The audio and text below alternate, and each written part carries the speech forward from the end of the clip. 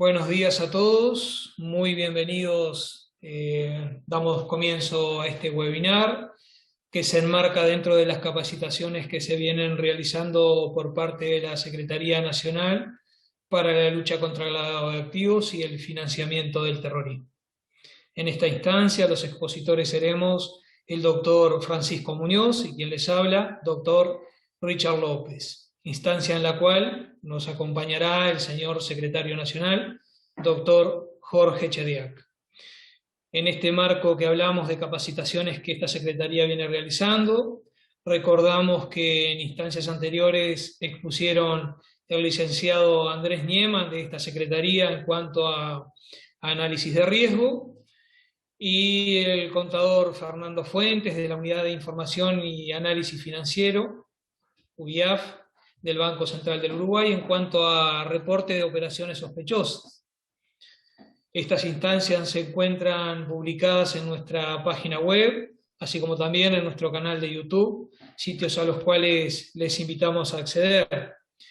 Bueno, en igual sentido, esta charla también, esta y las siguientes van a estar del mismo modo publicadas en nuestra página web y también en nuestro canal de YouTube. También recordamos que en nuestra página web tenemos formularios guías, o bueno, guías simplemente, en las cuales hacemos una serie de sugerencias donde los sujetos obligados pueden, a través de los mismos, determinar cuáles son las debidas diligencias, qué datos voy a pedir, etc. Para esta disertación nos vamos a centrar en el sector abogados y el sector proveedores de servicio. En caso de tener alguna consulta que sea específica a esta disertación, los invitamos a dejar en el chat la consulta acompañada de una dirección de email donde podemos contestarle a la brevedad posible aquellas dudas que se generen y que sean específicas a la exposición. No es necesario dejar el mail si no hay dudas, si no hay consultas a realizar. Bueno, sin más preámbulo, pasamos a compartir pantalla y vamos a exponer la presentación que tenemos programada para el día de hoy.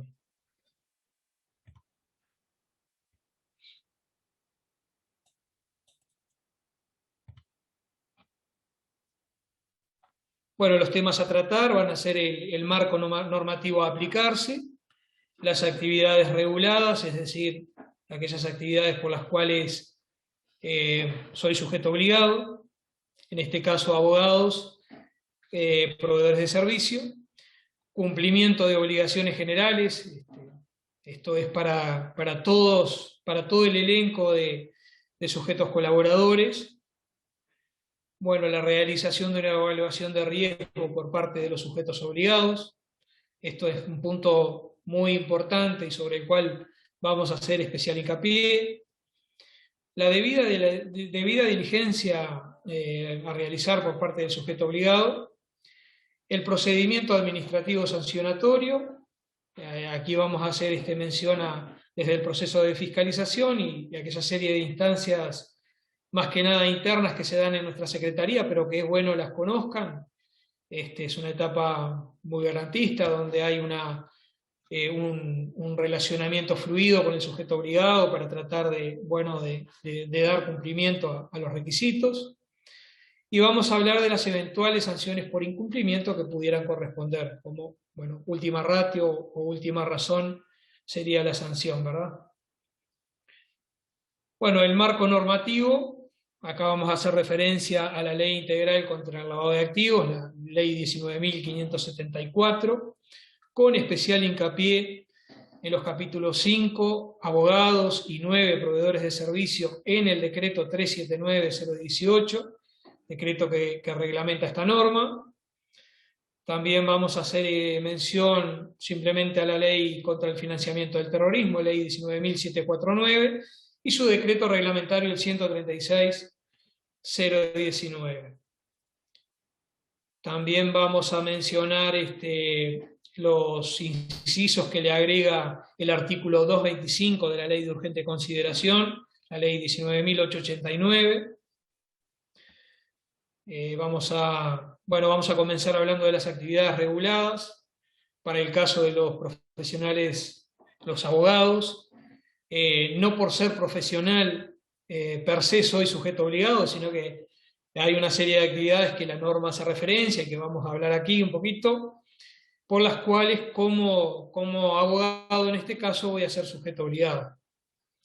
Y la norma establece que cuando estos profesionales, abogados en este caso, participen a nombre y por cuenta de sus clientes en la realización de las siguientes operaciones, y en ningún caso por cualquier tipo de asesoramiento.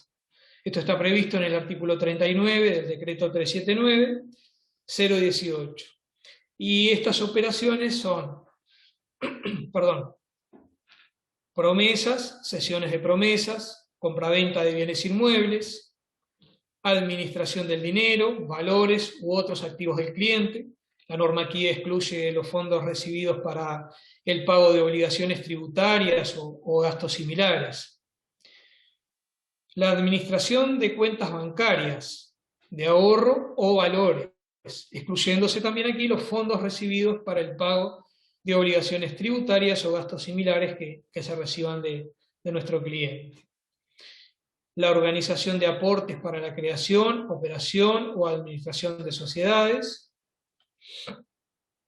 creación, operación o administración de personas jurídicas, fideicomisos, fondos de inversión u otros patrimonios de afectación, promesas, cesiones de promesas o compra-venta de establecimientos comerciales, actuación por cuenta y orden de clientes en cualquier operación financiera o inmobiliaria y aquellas actividades descritas en el artículo 77 del decreto 379 al cual venimos haciendo referencia.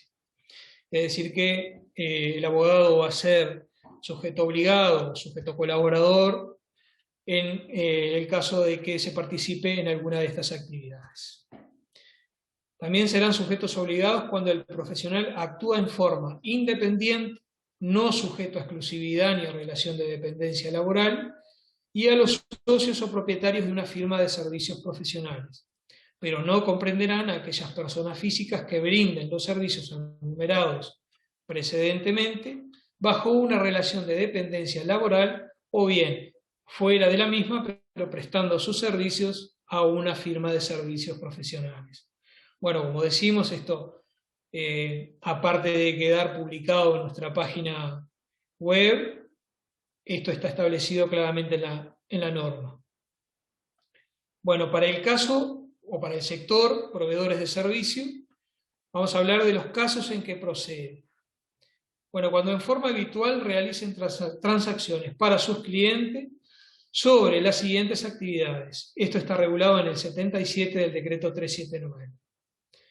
Hablamos de constitución de sociedades u otras personas jurídicas, integración de directorio o ejercicio de funciones de una dirección de una sociedad, o ser socio ejecutivo de una asociación o funciones similares en relación con otras personas jurídicas, o disponer que otra persona ejerza dichas funciones. Cuando el sujeto obligado, establece la norma, pierda con los accionistas o socios de la sociedad, asociación o entidad que representa, y siempre que se abstenga de realizar cualquier acto en nombre de las mencionadas entidades, salvo aquellos incumplimientos apareja responsabilidad personal para este sujeto obligado, esta situación deberá comunicarse a la CENACLAF. Y la norma dice que en la forma que se determine, o que determine esta Secretaría. Bien, la forma que esta Secretaría determinó es a través del email sociedadesart77b@presidencia.gov.uy. Queda en la presentación esta dirección de correo y, bueno, pueden acceder en cualquier momento. Hecha esta comunicación a la CENACLAF, cesará la responsabilidad del sujeto obligado en relación a la entidad que representaba, sin perjuicio de la eventual responsabilidad que pudiera recaer por el incumplimiento detectado antes de producirse la situación de pérdida de contacto, es decir, antes de la comunicación a la que hacemos referencia. Continuando con el listado de actividades por las cuales los proveedores de servicios son sujetos obligados, facilitar un domicilio social o sede de una sociedad, asociación o cualquier otro instrumento o persona jurídica, con excepción de que sea para un domicilio a efectos administrativos, tributarios, procesales y electrónicos en expedientes judiciales o similares. Es decir, que la excepción es cuando uno brinda el domicilio para que se constituya un domicilio procesal, o, bueno, ante una instancia administrativa, brindar el domicilio para las respectivas notificaciones. Continuando con las actividades, ejercer funciones de fiduciario, un fideicomiso o instrumento jurídico similar, o disponer que otra persona ejerza dichas funciones. Ejercer funciones de accionista nominal por cuenta de otra persona, exceptuando las sociedades que coticen en un mercado regulado y sujetas a requisitos de información conforme a derecho, o disponer que otra persona ejerza dichas funciones, excepto la función de apoderado para una o más asambleas de accionistas. La venta de personas jurídicas, fideicomisos u otros institutos jurídicos. Y bueno, la ley aquí establece alguna salvedad, como que se entiende por habitualidad, y se entiende la reiteración de al menos 3 veces en el periodo de un año calendario la realización de la serie de actividades de las cuales venimos haciendo mención. Las obligaciones preceptuadas deben entenderse a quien actúa en forma independiente, no sujeto a exclusividad de sus servicios profesionales, y a los socios o propietarios de una firma de servicios profesionales, no comprendiendo a aquellas personas físicas que brinden sus servicios bajo una relación de dependencia laboral, o fuera de la misma prestando sus servicios a una firma de servicios profesionales, sin perjuicio de la responsabilidad imputable a los dependientes o prestadores de servicios tercerizados que no cumplan las normas de prevención de lavado de activos y financiamiento del terrorismo. Pasamos ahora a ver el tema de cumplimientos de obligaciones generales. Como dijimos al inicio, estas son obligaciones que son generales a todo el elenco de sujetos colaboradores. Esta obligación de la que vamos a hablar en principio está establecida en el artículo 92 del decreto 379, y es la obligación de inscribirse en el registro de sujetos obligados que lleva adelante la SENACLAF. Esta inscripción es un trámite en línea, está disponible en nuestra página web, y bueno, y estamos a las órdenes para cualquier duda. Seguidamente hablamos de implementar políticas y procedimientos de debida diligencia para sus clientes, que les permitan obtener una adecuada identificación y conocimiento de los mismos. Esto está establecido en el artículo 14 de la Ley 19.574. En este punto de implementar políticas y procedimientos, hablamos básicamente de la necesidad de contar con un manual donde estas políticas estén allí consignadas, que sean de fácil acceso, establezcan criterios que van a estar dentro de la normativa, actualizadas permanentemente, y bueno, y que sean una posibilidad de acceso fácil por ejemplo, en una empresa, voy a afectar a un funcionario al área de prevención de lavado de activos, y este funcionario va a tener allí de primera mano cuáles son las políticas y los procedimientos que la empresa aplica. Bueno, la designación de un oficial de cumplimiento. Esto está preceptuado en el artículo 16 del decreto 379. Esta figura es muy importante porque va a ser de nexo entre el sujeto obligado y la Secretaría o las demás autoridades, el Banco Central del Uruguay, Fiscalía, etc. Esta designación, si se trata de una sociedad, hay que hacerlo en forma formal. Esto será un acta de directorio. En el caso de una unipersonal o del profesional de que se trata, en este caso el abogado, puede ser él mismo el sujeto obligado, puede ser también interno o externo del ámbito del sujeto obligado. Y bueno, pasamos a hablar de la obligación de capacitar al personal en la materia de prevención del lavado de activos, financiamiento del terrorismo y proliferación de armas de destrucción masiva. En cuanto a la obligación legal, esto está preceptuado en el artículo 18 del decreto 379, y bueno, reviste una importancia medular, digamos, ¿no? El tema de la capacitación, esta debe ser periódica, actualizada, bueno, y puede ser es una de las obligaciones del oficial de cumplimiento, de hecho, ¿no? Sin perjuicio de la responsabilidad principal que siempre va a recaer en el propio sujeto obligado, pero de nuevo aquí la figura del oficial de cumplimiento, bueno, va a implementar estas políticas, la actualización de las mismas, y va a impulsar el tema de las capacitaciones.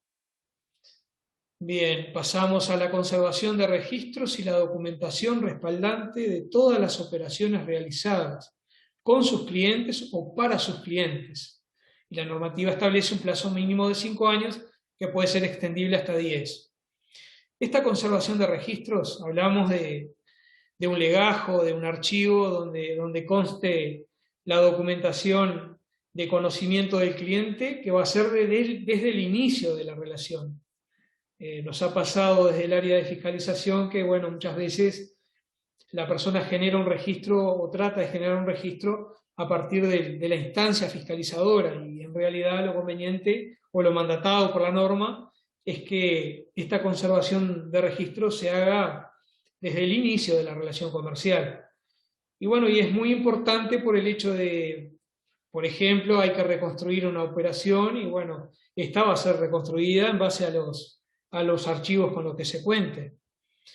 Bueno, la obligación está prevista en el 21 de la ley 19.574 y en el artículo 15 del decreto 379. Esto en cuanto a obligaciones de carácter general. Y nuevamente aparece el punto de la realización o de la conveniencia de realizar un análisis de riesgo.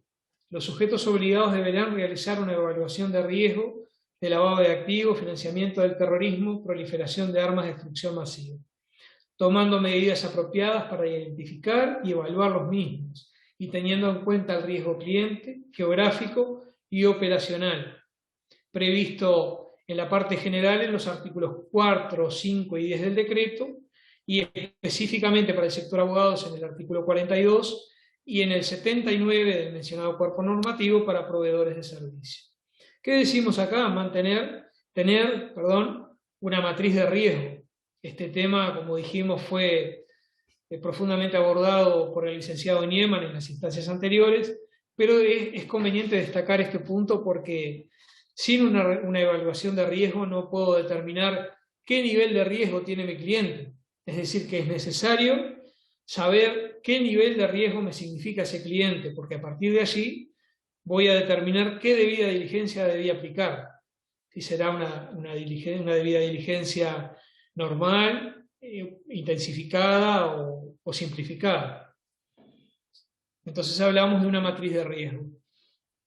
Que la matriz de riesgo, como hizo referencia el licenciado Nieman, se obtiene a partir de una serie de operaciones aritméticas y de una serie de preguntas que le hago a mi cliente y que me van a poner en condiciones de asignar ese nivel de riesgo. Muy bien, pasamos a hablar de la presunción simple de la debida diligencia simplificada, que prevé la nueva redacción dada por el artículo 225 de la Ley de Urgente Consideración, que lo que hace es agregar incisos al artículo 17 de la Ley 19.574, y que refiere a que si la operación o actividad se realiza utilizando medios de pago electrónicos, tales como transferencias bancarias u otros instrumentos de pago mencionados en la norma, no exime a los sujetos obligados no financieros de la aplicación de los procedimientos de debida diligencia. Pero considerando el menor riesgo de lavado de activos y financiamiento del terrorismo que esos casos suponen, y tratándose de clientes que provengan de países que cumplen con los estándares internacionales en materia de prevención del lavado de activos, financiamiento del terrorismo, se podrá realizar, refiere la norma, una debida diligencia simplificada, salvo las excepciones que la norma menciona, en las cuales se deberán aplicar las medidas de debida diligencia intensificada. Como vemos aquí, La nueva redacción dada lo que hace es establecer una presunción simple y como tal puede caer por las propias excepciones que establece la norma y también por otras situaciones que seguidamente vamos a ver, como es el caso de las situaciones que prevé el artículo 13 del decreto 379. Este artículo reviste una importancia muy importante a la hora de la debida diligencia, porque establece una serie de situaciones que donde yo como sujeto obligado compruebe tan solo una de ellas, esta presunción simple de la que veníamos hablando va a caer, y el deber será el de realizar una debida diligencia intensificada. Bueno, estas situaciones que prevé la norma son relaciones comerciales y operaciones con clientes no residentes que provengan de países que no son miembros del GAFI o de alguno de los grupos regionales de similar naturaleza. Relaciones comerciales y operaciones con clientes no residentes que provengan de países sujetos a sanciones o contramedidas financieras emitidas por organismos como el Consejo de Seguridad de las Naciones Unidas.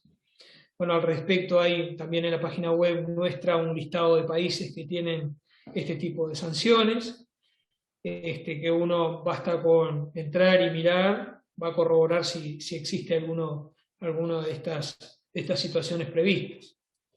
Seguidamente, hablamos de relaciones comerciales y operaciones con personas físicas o jurídicas residentes, domiciliadas, constituidas o ubicadas en países, jurisdicciones consideradas bond. Estos regímenes bond son los regímenes de baja o nula tributación. ¿Cómo conocerlo? Bueno, en la página web de la Dirección General Impositiva, de la DGI, periódicamente se actualiza un listado allí de jurisdicciones bond. Hay países que salen, hay países que ingresan, y bueno, de comprobar también esta situación, automáticamente la debida diligencia va a ser intensificada. Seguidamente, la norma establece como operaciones que no impliquen la presencia física de las partes o de quienes los representen. Esto se puede dar porque hoy en día no existen muchos medios telemáticos y bueno, formas remotas de establecer una relación comercial con alguien y evidentemente no hay presencia física de las partes. Esto me lleva a una debida diligencia intensificada. La utilización de tecnologías nuevas o el desarrollo que favorezcan el anonimato de las transacciones. Aquí hablamos claramente del caso de las criptomonedas, por ejemplo. Bueno, las personas políticamente expuestas, conocidas como PEP. Bueno, las PEP son aquellas personas que tienen o tuvieron funciones de gobierno, jefes de Estado, altos cargos gerenciales en organismos internacionales, etc. Su cónyuge, su concubino, sus parientes por consanguinidad o afinidad hasta el segundo grado, así como los asociados cercanos a estas personas que sean de público conocimiento y que realicen algún tipo de operación en nombre de estas PEP. En este punto también recordamos que también en nuestro sitio web vamos a encontrar un listado de personas políticamente expuestas, que también se actualiza permanentemente por el personal nuestro encargado de eso. Este listado reviste carácter de nacional, son PEP nacionales, PEP nuestras. Bueno, hablamos también de negocios en que se utilizan cuantías elevadas de dinero. Este ítem es muy particular a cada sujeto obligado, es decir, cada uno sabe cuando tiene una transacción o un negocio que reviste esta característica de tener una cuantía elevada de dinero en efectivo. Bueno, las personas jurídicas con acciones al portador, en el caso que existan dificultades para identificar el beneficiario final a través de la información incluida en un registro oficial. Para el caso de nuestro país, sabemos que las acciones son nominativas y bueno, las que son al portador, esa titularidad está registrada en el Banco Central del Uruguay, pero no en todas las jurisdicciones pasa lo mismo. Bueno, los fideicomisos cuya estructura aparenta aparenta ser inusual o excesivamente compleja a la hora de determinar su estructura de control y su beneficiario final. Bueno, el fideicomiso no por ser un fideicomiso ya voy a tener que aplicar una debida diligencia intensificada, sino que ese fideicomiso va a tener que reunir estas características de las cuales hace mención la norma. Estructura compleja, de difícil control y que me va a dificultar la identificación de beneficiarios finales. Bueno, relaciones comerciales que se realizan en circunstancias inusuales, conforme a los usos y costumbres de la respectiva actividad. Acá de nuevo es un ítem que va a depender de cada sujeto obligado en cuanto a esta habitualidad, ¿no? Cada uno sabe en el ramo de su negocio que puede revestir alguna clase de elemento inusual, que no es común a las costumbres. Y otras situaciones que, conforme al análisis de riesgo elaborado por el sujeto obligado, resulten ser de mayor riesgo y por tanto requieran la aplicación de medidas de debida diligencia intensificada. Nuevamente acá es muy importante el análisis de riesgo en cuanto a que, bueno, para determinar el mayor riesgo sí o sí voy a tener que tener una matriz de riesgo que me determine qué riesgo reviste ese cliente, ¿no? Y qué debida diligencia voy a aplicar. Pero para el caso específico, bueno, debida diligencia intensificada en este caso, cuando resulte un nivel de riesgo alto. Recordamos nuevamente que, dada cualquiera de estas situaciones enumeradas por la normativa, ya va a caer la presunción simple del artículo 17 de la ley 19.574 y voy a tener que aplicar una debida diligencia intensificada. Bueno, hasta aquí lo que versa de mi exposición. Continúa el doctor Francisco Muñoz, les doy las gracias por la escucha y bueno, estamos a las órdenes para recibir cualquier tipo de duda que necesite. Tengan todos muy buenos días y continúa el doctor Francisco Muñoz. Adelante, doctor. Muchas gracias, doctor Richard López, muy claro. Continuando con la presentación, el siguiente punto que vamos a ver es la debida diligencia a realizar por parte de ustedes en su calidad de sujetos colaboradores o sujetos obligados. Este punto tiene fundamental relación con el anterior, el del análisis de riesgo. Es imposible poder realizar una debida diligencia si no se hizo previamente un análisis de riesgo. ¿Por qué? Porque con el análisis de riesgo nosotros sabremos si la debida diligencia que debemos realizar es intensificada, es una debida diligencia normal o es una debida diligencia simplificada. Porque el análisis de riesgo nos va a decir si nuestro cliente es de riesgo alto y entonces deberemos hacer una debida diligencia intensificada.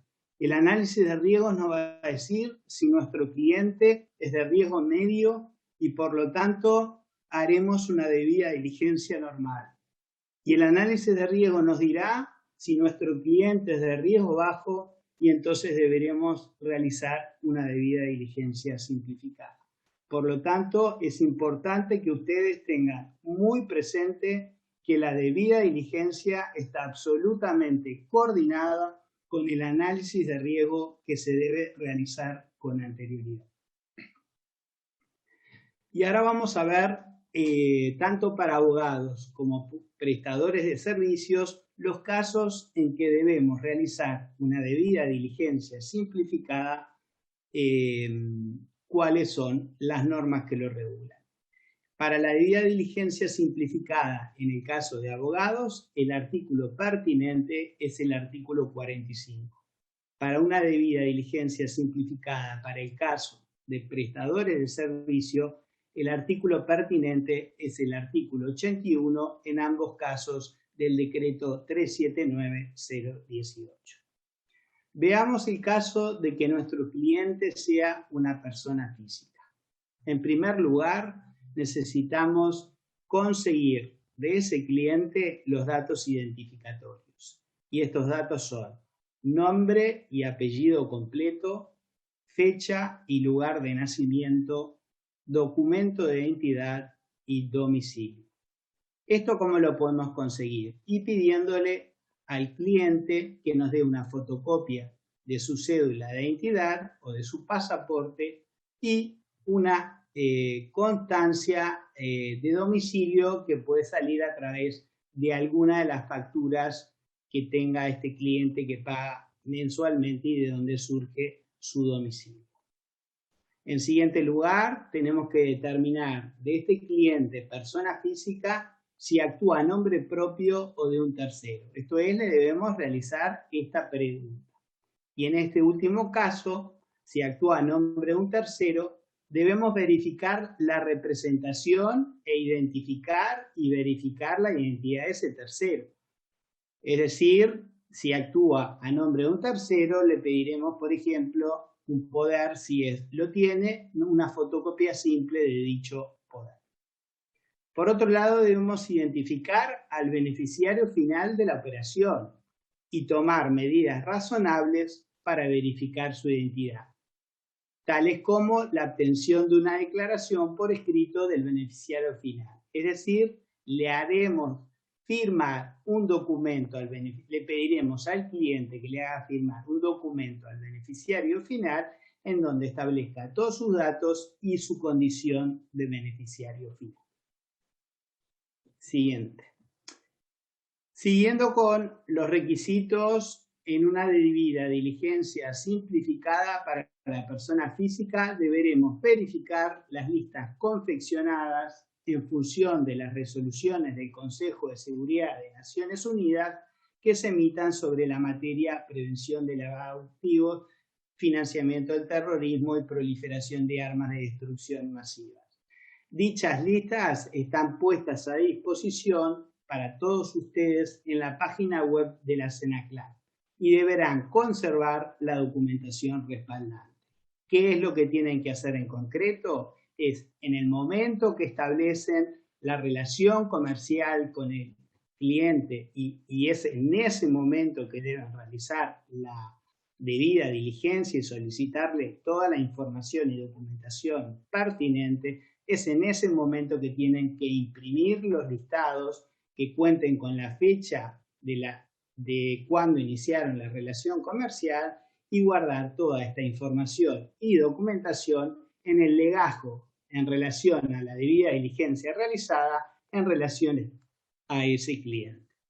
Pasando ahora a la debida diligencia simplificada cuando el cliente es una persona jurídica. ¿Qué nos dice la norma? Verificar su constitución y representación. Identificar y verificar la identidad del representante de esa persona jurídica. Su objeto social, el giro habitual de negocios y la estructura de propiedad y control. A efectos prácticos, ¿qué le podremos pedir? Y, por ejemplo, si es una sociedad anónima, le pediremos los estatutos, fotocopia simple de todos los estatutos de esa sociedad anónima. Y guardaremos todo ello en el legajo correspondiente del cliente. Siguiente hoja, por favor. Lo que dijimos hasta ahora es el caso de la debida diligencia simplificada, porque habíamos hecho un análisis de riesgo y nos había dado una debida diligencia simplificada. Pero si hicimos el análisis de riesgo y nos dio que la debida diligencia que tenemos que realizar es una debida diligencia normal, los requisitos son mayores tanto de la información que debemos pedir como de la documentación respaldante pertinente. La debida diligencia normal está prevista para los abogados en el artículo 44 y para los prestadores de servicios en el artículo 80, en ambos casos del decreto 379-018. Si el cliente es una persona física, en la debida diligencia normal, los datos identificatorios son los siguientes: nombre y apellido completo del cliente, fecha y lugar de nacimiento, documento de identidad, domicilio, y acá tenemos el agregado, que son algunos datos más que en la debida diligencia normal nos está pidiendo como datos identificatorios de ese cliente. Nos está pidiendo profesión, oficio o actividad principal, que en el caso de la debida diligencia simplificada no nos estaba pidiendo. Como podemos ver, hay una mayor cantidad de información en virtud que el riesgo de ese cliente es más alto y por lo tanto tenemos que pedir mayor información y mayor documentación respaldante. Ahora, si el cliente es una persona jurídica, en la debida diligencia normal de nuestro cliente, lo que deberemos solicitar es denominación de la persona jurídica, fecha y lugar de constitución, domicilio, actividad principal, nombres, apellidos y documentos de identidad de los socios o accionistas que posean como mínimo el 15% del capital integrado o su equivalente o de los derechos de voto, o que por otros medios ejerzan el control final sobre una entidad, datos identificatorios de los directores, número de RUT o su equivalente. ¿Por qué decimos su equivalente? Porque si la persona jurídica es una persona jurídica extranjera que no actúa en el Uruguay, obviamente no tendremos número de RUT, sino tendremos el número de la administración tributaria del país de donde proceda esa persona jurídica. Por ejemplo, si es de Brasil, será de la Receita Federal, y si es de Argentina, por ejemplo, será de la AFIP. Por otro lado, siguiendo con lo que debemos requerir cuando estamos en la debida diligencia normal para las personas jurídicas, tenemos que conseguir documentación que acredite la representación de la sociedad y la identificación de representante persona física o persona jurídica. Los mismos recaudos debemos solicitar para fideicomisos, fundaciones y asociaciones civiles. Pero acá hay una situación prevista especialmente para estos casos. Y dice lo siguiente la norma. Para el caso que no se tenga que realizar debida diligencia intensificada, si el cliente es un fideicomiso, una fundación o una asociación civil, para acreditar la debida diligencia, lo que bastará será una carta del administrador del fideicomiso, es decir, del fiduciario o del fideicomisario, o del patrimonio de afectación independiente, declarando que realizó satisfactoriamente los procedimientos de debida diligencia y aparte de eso deberá establecerse el origen de fondos aportados, así como el beneficiario final. Es decir, que en esta situación concreta, específica, para clientes fideicomisos, fundaciones y asociaciones civiles, con la carta del fiduciario, con el origen de fondos y con la determinación de quién es el beneficiario final, si no estamos en un caso de debida diligencia intensificada, alcanzará con esto para dar por acreditada la debida diligencia que le tenemos que realizar a este cliente. En el caso de sociedades constituidas en el extranjero que no hayan constituido representación en Uruguay y que además no desarrollen su objeto en forma habitual en el territorio de la República, son clientes empresas extranjeras que no actúan en el Uruguay. Se deberá requerir certificado de vigencia de la sociedad cuya fecha de expedición no podrá ser mayor a 90 días. ¿90 días de qué momento? Del momento en que nosotros iniciamos la relación comercial y le solicitamos esta documentación. O sea, le pediremos el certificado de vigencia de la sociedad en ese momento. Entonces, no podrá tener ese certificado de vigencia un periodo mayor a 90 días del momento que se lo estamos solicitando, que debe ser el momento en que nosotros iniciamos la relación comercial con ese cliente. Este certificado de vigencia podrá ser emitido por el registro público correspondiente o también por el agente registrado de la sociedad de que se trate o similar. En este caso, cuando hablamos de agente registrado, estamos hablando en muchos casos de empresas que se encuentran, por ejemplo, en otros países que tienen esta figura del agente registrado de la sociedad. También, como tercera opción, podemos aceptar la opinión legal de un estudio jurídico de donde proceda esta empresa que se radica en el exterior.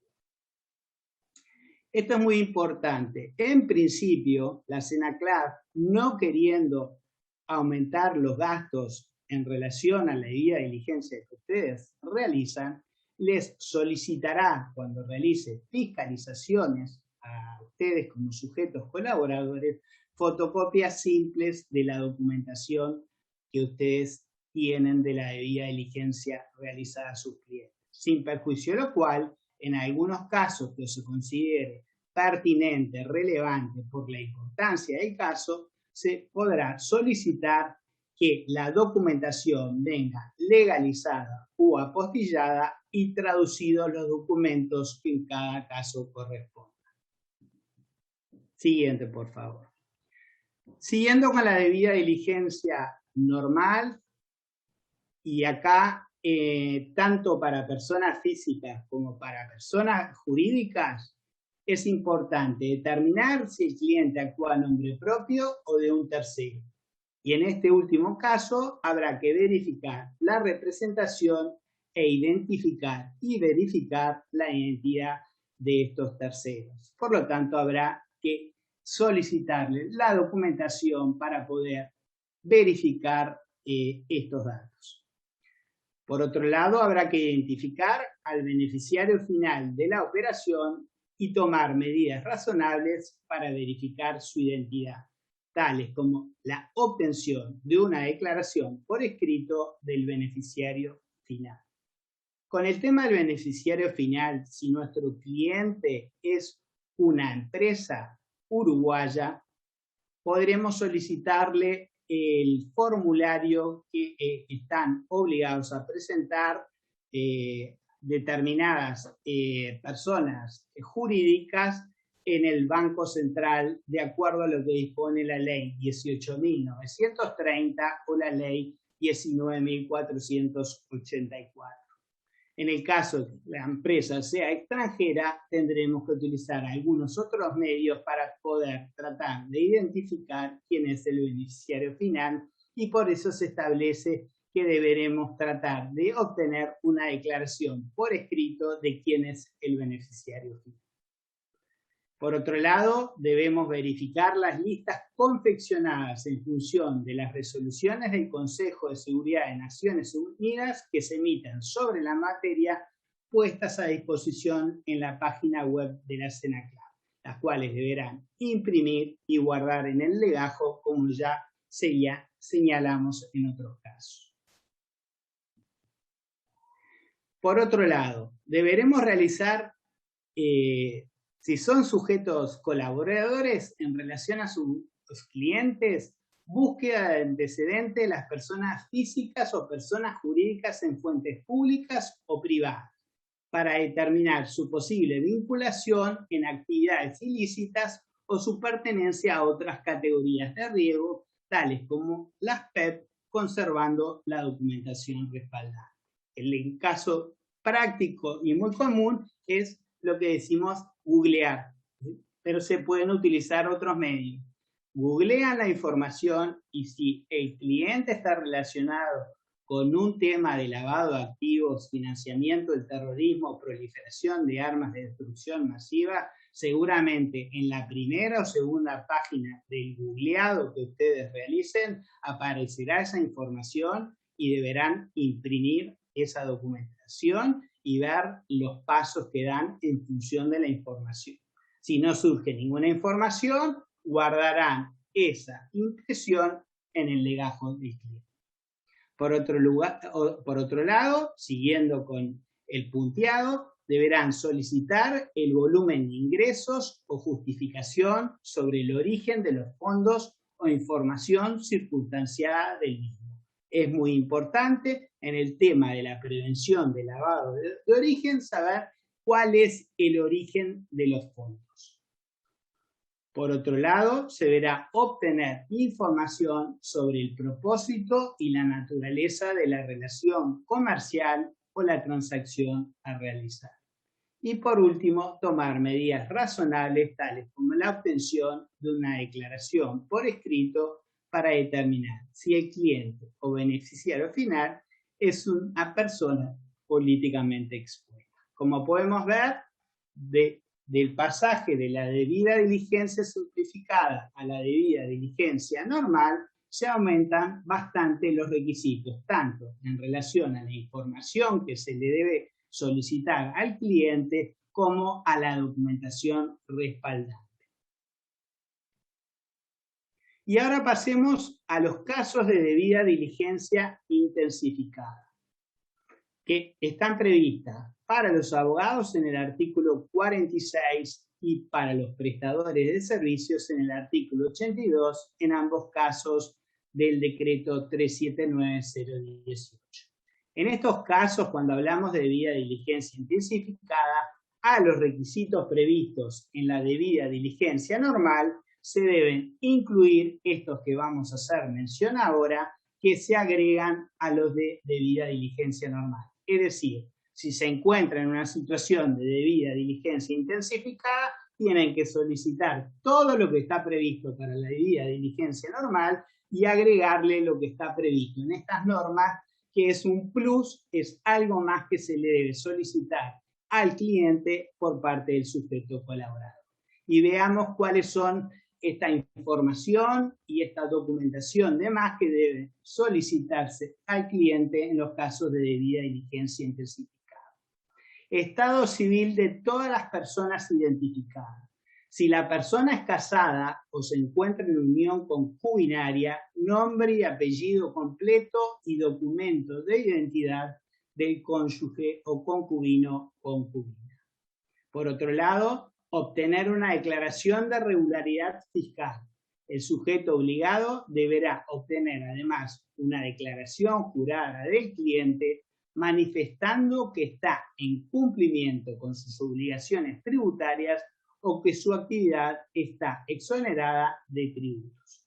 Lo anterior se podrá acreditar mediante tres formas diferentes. La primera, la presentación de copias de las declaraciones juradas presentadas ante la administración tributaria.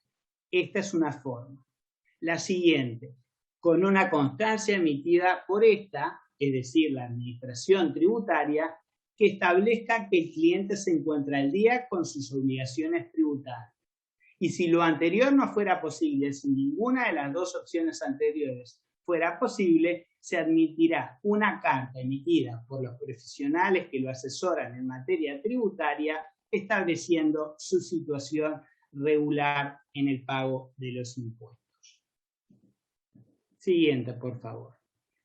Tratándose de entidades obligadas a registrarse por la Ley 18.930 y la Ley 19.484, se deberá solicitar una copia certificada.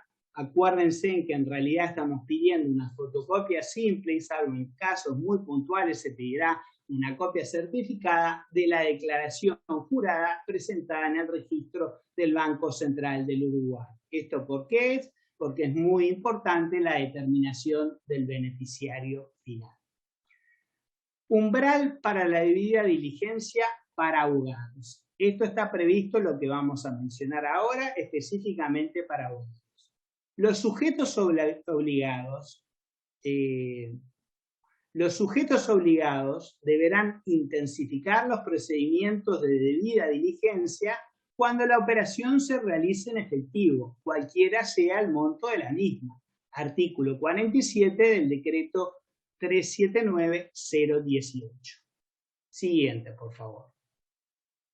El referido artículo, y esto hay que tenerlo muy presente, se encuentra parcialmente derogado en forma tácita en virtud de lo dispuesto por el inciso segundo del artículo 17 de la ley número 19.574, la ley integral de lavado de activos, en la redacción dada por el artículo 225 de la ley 19.889, la LUC, en la parte que establece que se deberá aplicar debida diligencia intensificada para transacciones que se realicen utilizando instrumentos bancarios cuando el monto sea superior a 300.000 o su equivalente en otras monedas.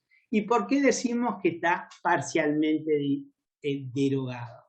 Porque debemos acordarnos que la ley de urgente consideración, con las modificaciones que introdujo al artículo 17, estableció una presunción simple cuando se utilizan instrumentos bancarios. Por lo tanto, sin importar el monto que sea, si se utilizan instrumentos bancarios, en principio tenemos una presunción simple. Por lo tanto, esta norma que mencionamos y que está en contradicción con la LUC, por ser la LUC una norma posterior, derogó tácitamente esta norma del artículo, ¿podés volver a la anterior, por favor? Del artículo 47 del decreto 379018. Siguiente, por favor. Ahora vamos a ver medidas especiales para el sector proveedores de servicios. Esto es una situación específicamente prevista para el sector proveedores de servicios.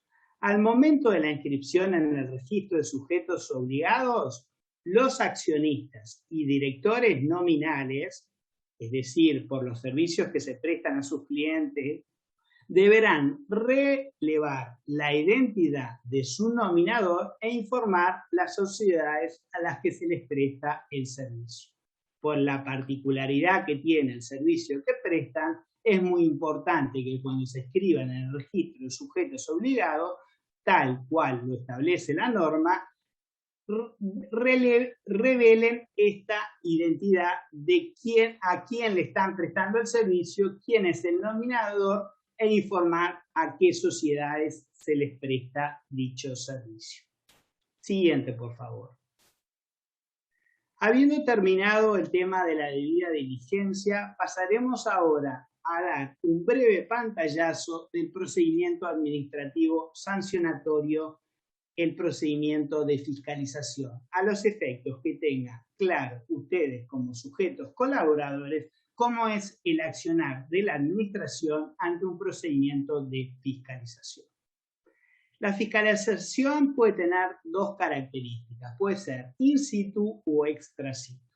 La fiscalización extra situ es la que se realiza a través de correo, no se prioriza la presencia, sino que se realiza todo a través de correo electrónico. A los efectos, se está en proceso de aprobación de un proyecto de decreto que establezca la utilización del domicilio electrónico para todas las actuaciones que se realizan a través de la Secretaría. Pero pasemos ahora a analizar el caso más común, el de la fiscalización in situ. ¿Cómo se inicia una fiscalización in situ? Luego de determinadas las empresas a fiscalizar, el equipo fiscalizador concurre a las que fueron seleccionadas y se presenta ante el domicilio constituido del sujeto colaborador ante la DGI. Se presenta allí y si encuentran los representantes de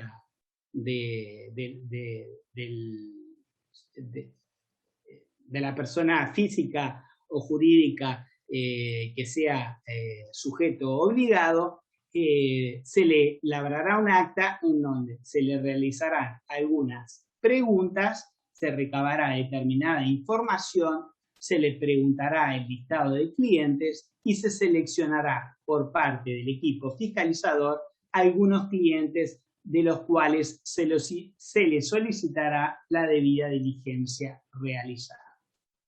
Luego de que el sujeto colaborador entregue toda la debida diligencia, en ese mismo momento o con posterioridad, llevándolo a nuestras oficinas, se abre un expediente, se agrega toda la documentación presentada por el sujeto, las actas, y se pasa a analizar toda esa información por el equipo fiscalizador. El equipo fiscalizador está formado por un abogado y un contador.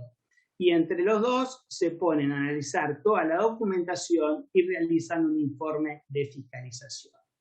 Puede haber dos situaciones que se den. La primera es que el equipo de fiscalizador considere que la debida diligencia realizada por el sujeto colaborador ha sido correcta. Este es el caso más sencillo y el que tanto la CENACLAF le gustaría que siempre pasara, como a ustedes también. Y en esos casos se eleva a asesoría jurídica diciendo que no se constataron incumplimientos. Asesoría jurídica analiza el informe de fiscalización, hace un nuevo informe y si mantiene la posición del informe de fiscalización, eleva a consideración del Secretario Nacional un informe sugiriendo el archivo de las actuaciones. Se dicta por parte del Secretario Nacional una resolución dando lugar al archivo de las actuaciones, se notifica dicha resolución al sujeto obligado y se archiva el expediente. Pero ahora veamos la otra situación, la que nadie quiere, ni nosotros como CENACLAF, ni ustedes como sujetos obligados, que resulte de ese informe de fiscalización que realiza el equipo de fiscalizador al analizar si ha dado cumplimiento cabalmente a la debida diligencia que tenía que realizar respecto de su cliente, el sujeto colaborador, y se constatan incumplimientos. Dejará eso aceptado el equipo fiscalizador en su informe de fiscalización y pasará el informe a asesoría jurídica con el expediente y todos los antecedentes. Asesoría jurídica analizará el informe de fiscalización y verá cuáles son específicamente las normas vulneradas y realizará su informe jurídico, sugiriendo en su informe se le dé vista al sujeto obligado en relación a los incumplimientos constatados.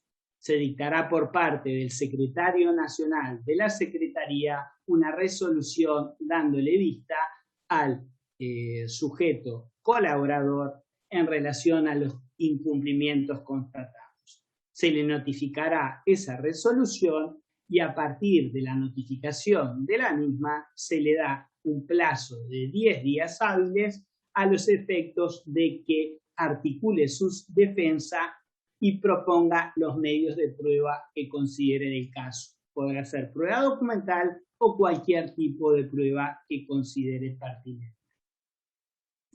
Se pueden dar dos situaciones, que pasados los 10 días hábiles desde el momento que se notificó de la resolución que le da vista, el sujeto obligado no presente los descargos. En ese caso, se pasará el expediente a fiscalización, que mantendrá su posición, pasará a asesoría jurídica, que mantendrá la posición que ya tenía previamente tomada y se elevará a los efectos de dictar una resolución estableciéndose la sanción que corresponda de acuerdo a los incumplimientos constatados.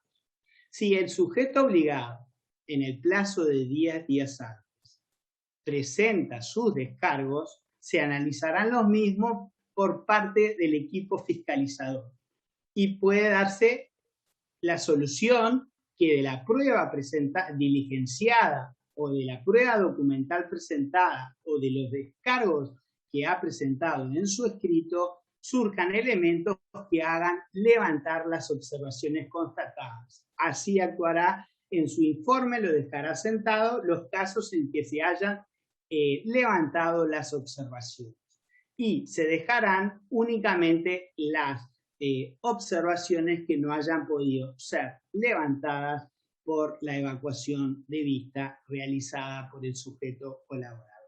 Ese informe se elevará a asesoría jurídica, quien realizará un nuevo informe y, en función de los incumplimientos detectados que no fueron levantados por la evacuación de vista realizada, sugerirá al Secretario Nacional la imposición de una sanción. Se dictará la resolución correspondiente y se le notificará al sujeto obligado. Una vez que se le notifica, si la resolución determina la interposición de una sanción, se abre la etapa recursiva para el sujeto obligado que no esté de acuerdo con la resolución que le determina una sanción. A través de la interposición en plazo de 10 días corridos, podrá interponer los recursos de revocación y jerárquico, y la administración estará obligada a resolver los mismos en un plazo máximo de 200 días. En caso que la administración no resuelva los recursos de revocación y jerárquico interpuestos por el sujeto obligado, el sujeto colaborador, ahí se produce la denegatoria ficta que habilita al sujeto colaborador a presentar la acción anulatoria dentro del plazo de 60 días en el Tribunal de lo Contencioso Administrativo, que es el órgano jurisdiccional encargado de ver si los actos administrativos fueron dictados conforme a derecho. Y de esa manera, con esto, una vez que se dicte sentencia, termina toda la etapa que tiene que ver con el procedimiento administrativo, la vía recursiva y la vía jurisdiccional ante el Tribunal de lo Contencioso Administrativo. Lo que queremos recalcar es que los equipos que fiscalizan están formados todos por un abogado y un contador, y lo que se pretende es evitar cualquier nulidad y darle a ustedes como administrado las mayores garantías en la salvaguarda de sus derechos. Siguiente, por favor. Y por último, no queremos dejar de mencionar las sanciones, y las mismas están previstas en el artículo 13, inciso 5 de la ley número 19.574. El incumplimiento de las obligaciones previstas para los sujetos obligados por el artículo 13, inciso 5 de la ley 19.574 determinará la aplicación de sanciones por parte de la SENACLAB. Y ahora, ¿cuáles son los criterios para determinar el tipo de sanción aplicada? Dichas sanciones se aplicarán apreciando la entidad de la infracción, cuáles son las infracciones constatadas y los antecedentes del infractor. Por eso es muy importante cuando nosotros realizamos una fiscalización que no hayan antecedentes, o sea, que la persona, siempre que se le realice una fiscalización, no tenga antecedentes. Porque si resulta que fue sancionada esa persona, seguramente haya más probabilidades en el futuro que vuelva a ser fiscalizada y se analice su comportamiento. Y si hubo nuevas infracciones y nuevas sanciones que se le dan, las mismas podrán ser de mayor entidad porque los antecedentes se toman en cuenta para determinar la sanción. ¿Y en qué consistirán las sanciones? ¿Cuáles son los tipos de sanciones que se pueden dar al sujeto colaborador? Está la sanción de apercibimiento, la sanción de observación, la sanción de multa, la sanción de suspensión del sujeto obligado, la cual podrá ser de forma temporaria y no podrá superar más cantidad de un plazo de 3 meses, o previa autorización judicial podrá ser una suspensión en forma definitiva del sujeto colaborador. Y por otro lado, lo que me interesa remarcar es que si la sanción es una multa, es importante tener presente que el monto de la misma puede ser graduada entre un mínimo de 1.000 unidades indexadas y un máximo de 20 millones de unidades indexadas. y los criterios que se toman en cuenta para determinarla son las circunstancias del caso, la conducta que tuvo el infractor y el volumen de negocios habituales del mismo. Y con esto damos por terminado la exposición, sin perjuicio de lo cual, antes de dar definitivamente terminada la exposición, me gustaría hacer hincapié en algunos de los puntos que hemos visto y que consideramos de particular importancia. Ya vimos que el abogado es sujeto obligado únicamente, no en su calidad de sujeto de abogado, sino en el caso de que sea un abogado que realiza determinadas actividades especialmente previstas en la norma. Entonces, no todo abogado debe inscribirse y no todo en el registro de sujetos obligados, ni todo abogado es sujeto obligado. Solo es sujeto obligado el abogado que realiza las actividades especialmente previstas en la norma. Y eso es muy importante. Y en el caso del proveedor de servicios, es importante determinar el concepto de que los proveedores de servicios societarios, fideicomisos y en general cualquier persona física o jurídica, cuando en forma habitual.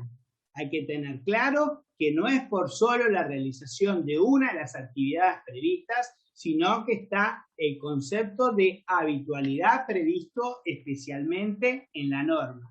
Y por lo tanto, solo si se da una habitualidad es que nos encontramos en presencia de un sujeto obligado. ¿Y qué se entiende por habitualidad? La reiteración de al menos 3 veces en el periodo de un año calendario de la realización de las actividades mencionadas por la norma.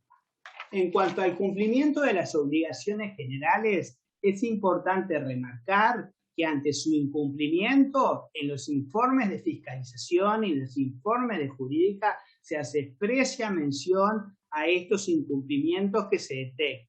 Ejemplo, el no inscribirse en el registro de sujetos obligados, el no tener un manual de políticas y procedimientos, el no haber designado de la forma que corresponde de acuerdo al tipo de persona jurídica que se sea al oficial de cumplimiento. No basta con decir que se tiene un oficial de cumplimiento. El mismo debe ser determinado en los casos de persona jurídica de la forma que esa persona jurídica expresa su voluntad, es decir, por los órganos de administración. Fundamental acreditar la realización de cursos de capacitación. Esa es la única manera que la SENACLAF pueda tener plena conciencia que se está en conocimiento de la normativa de prevención de lavado de activos, financiamiento del terrorismo y proliferación de armas de destrucción masiva, porque si no se conoce la norma, no se la va a poder aplicar adecuadamente. Es muy importante también la conservación de los registros por el plazo de 5 años extensible, a partir del momento que se termina la relación comercial o si se tratara de un negocio ocasional, no con un cliente habitual, a partir de ese momento, por 5 años, mantener esa información. Volver a recalcar una y otra vez la importancia del análisis de riesgo. Sin análisis de riesgo no se puede realizar una debida diligencia. La práctica que nosotros tenemos es que cuando solicitamos la debida diligencia, nos entregan muchos sujetos fiscalizados, debidas diligencias y no hay ningún análisis de riesgo. Entonces la pregunta que nos hacemos, ¿cómo pudo determinar cuál era la debida diligencia que tenía que realizar si no hizo un análisis de riesgo?